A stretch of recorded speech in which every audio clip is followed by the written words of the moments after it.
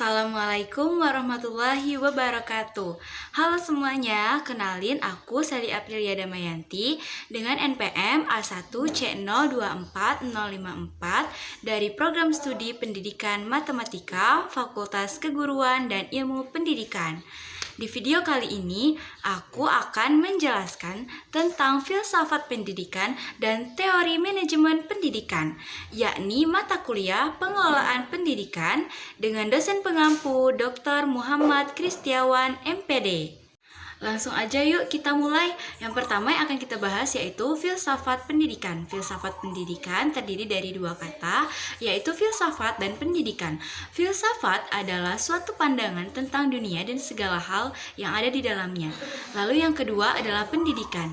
Pendidikan adalah sebuah proses perubahan pada sekelompok orang melalui pengajaran dan pelatihan. Jadi, secara sederhana, filsafat pendidikan adalah pemikiran mendalam tentang pendidikan. Filsafat pendidikan berusaha menjawab pertanyaan-pertanyaan fundamental seperti apa tujuan pendidikan, siapa yang berhak mendapatkan pendidikan, bagaimana proses pendidikan yang ideal, apa peran guru dalam proses pendidikan, dan apa nilai-nilai yang harus dijunjung tinggi dalam proses pendidikan. Ruang lingkup pendidikan mencakup berbagai aspek, yaitu yang pertama adalah ontologi pendidikan, yang kedua adalah epistemologi pendidikan, yang ketiga adalah aksiologi pendidikan, dan yang keempat adalah logika pendidikan. Yang pertama yaitu ontologi pendidikan. Ontologi pendidikan mengkaji hakikat pendidikan, apa itu pendidikan, dan bagaimana pendidikan berhubungan dengan realitas. Yang kedua yaitu epistemologi pendidikan. Epistemologi pendidikan mengkaji tentang pengetahuan dalam pendidikan.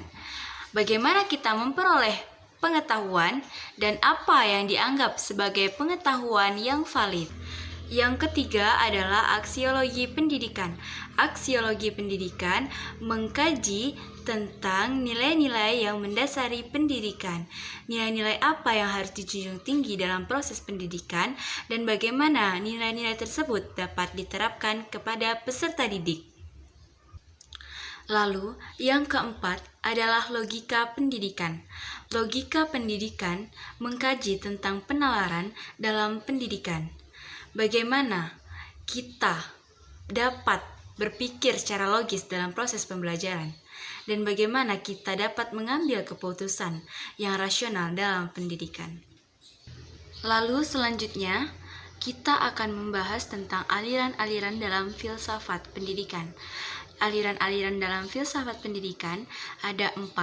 Yang pertama yaitu idealisme, yang kedua realisme, yang ketiga pragmatisme, dan yang keempat adalah eksistensialisme. Aliran idealisme menekankan pada potensi intelektual dan moral peserta didik. Pendidikan idealis bertujuan untuk membentuk manusia yang sempurna dan berkarakter luhur. Yang kedua adalah realisme. Aliran realisme menekankan pada realitas objektif dan pengalaman indrawi.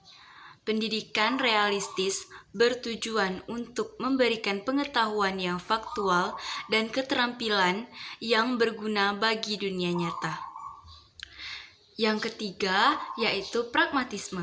Aliran pragmatisme menekankan pada pengalaman dan tindakan.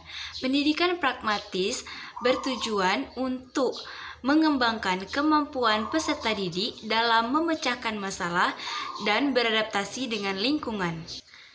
Lalu yang keempat adalah aliran eksistensialisme. Aliran eksistensialisme menekankan pada kebebasan individu dan tanggung jawab pribadi. Pendidikan eksistensialis bertujuan untuk membantu peserta didik menemukan makna hidup dan mengembangkan potensi diri secara mandiri. Dari tadi kita membahas tentang filsafat pendidikan. Oke, hubungan filsafat pendidikan dengan praktik pendidikan itu adalah filsafat pendidikan menjadi landasan untuk merancang kurikulum bagi peserta didik.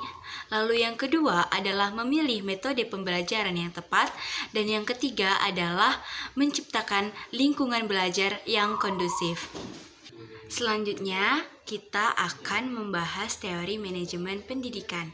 Manajemen pendidikan adalah proses pengelolaan lembaga pendidikan dengan cara merencanakan, mengorganisir, mengarahkan, dan mengendalikan sumber daya. Tujuannya adalah untuk menciptakan lingkungan yang kondusif bagi proses pembelajaran dan meningkatkan kualitas pendidikan. Ada 6 sumber daya dalam manajemen pendidikan. Yang pertama yaitu man, yang kedua money, yang ketiga materials, yang keempat method, yang kelima machine, dan yang keenam adalah market. Sumber daya yang bisa menunjang manajemen pendidikan yang pertama itu man dalam artian yaitu siswa, guru, dan kependidikan lainnya. Lalu yang kedua adalah money, yaitu dana. Yang ketiga adalah materials, yaitu sarana dan prasarana. Lalu yang keempat adalah method atau metode, yaitu kurikulum. Yang kelima adalah mesin, yaitu teknologi pendidikan. Dan yang keenam adalah market, yaitu pemasaran. Sekian video dari saya. Mohon maaf apabila terjadi banyak kesalahan. Saya akhiri. Wassalamualaikum warahmatullahi wabarakatuh. Jangan lupa diisi soal evaluasinya ya. Bye-bye.